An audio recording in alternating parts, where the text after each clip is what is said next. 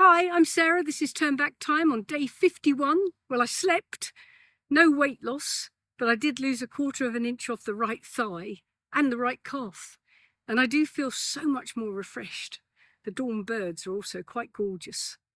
I feel like these past weeks are leading me to a total life change. I do hope you're finding it interesting. And do let me know how you're getting on. If you haven't bought Barry Sears's The Zone book yet, it really is worth it. It's full of so many examples of how this way of eating has helped others.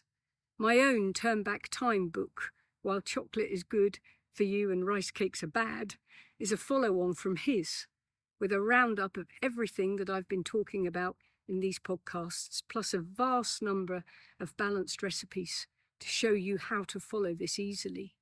Do wander the turnbacktime2024.com website for all the free resources too. Sears's book and another by a chap called William Lee, called Eat to Beat Disease, both list that there are 7 steps to a healthy body. And we're pretty much hitting all of them, but they're worth ticking off the list. So good nutrition, we're doing that by following the eating plan. Balanced hormones. The food we're eating is balancing all the hormones in our body, making sure that we have more of the good ones and less of the bad. If you're menopausal or post-menopausal, hopefully you can actually feel that balance being restored. I can. Inflammation reduction. Our endocrine system, our hormonal system, is responsible for creating or reducing inflammation through the PGE1 and PGE2 hormones. So the food we're eating is feeding PGE1 and limiting PGE2. Less PGE2, less inflammation. Digestion. Everything we're eating is balancing our gut microbiome and building our enzyme bases so that any of these good foods that enter our body can be adequately digested and all nutrients can be harvested. Detoxification. That reminds me, I need to try that celery juice today. But in general, the fibre we're eating is pulling the toxins out of our body. And just by taking the stickiness, the sugar out of our blood, and not asking the liver to try to battle an endless tide of toxins, it has the time and the power to rejuvenate. We saw the uric acid leaving the body in the urine strips. Metabolism, we're speeding ours up in every way. And our minds hopefully clearer, happier, certainly pleased with ourselves for getting this far. But we're also eating those tryptophan-fueling foods, which allow our body to make serotonin, which makes us feel happier and more positive. So throughout this entire challenge, everything that we're doing is remodeling, reshaping, cleansing our body. Someone on Facebook said, you cannot cleanse the body without going on a water-only fast. But our bodies are not made that way. Yes, water's important, but our body works to an optimum level by imbibing food. The food itself is cleansing. Green veg, berries, spices like turmeric, to name but a few.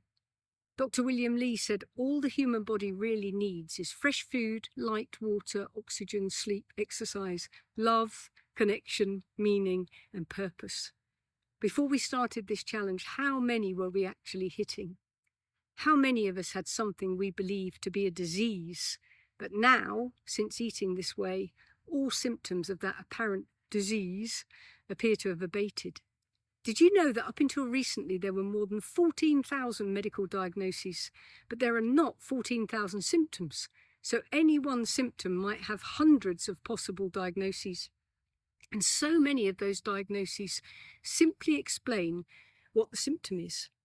Given all we know now, how many of those diagnoses could be replaced with just 2 words: poor nutrition?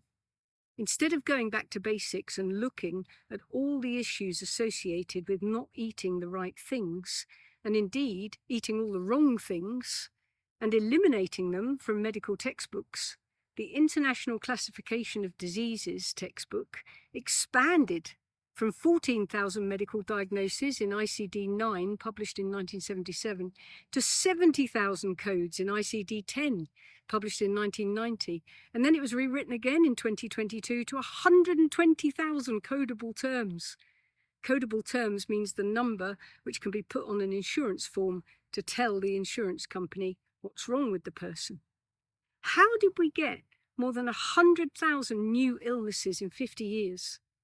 The answer is, of course, we didn't. We just reclassified them to make more money. I guess 100,000 diagnoses of bad food, or even worse, poisoned food, would not go down well with the food manufacturers. Feeling a little bit Machiavellian, I Googled how many ICD-11 codes are for poor nutrition. One, it said, E63.9 is for nutritional deficiency. I thought there had to be more, so I dug deeper and found more, many more. Z59.4, lack of adequate food. How can this be a medical diagnosis?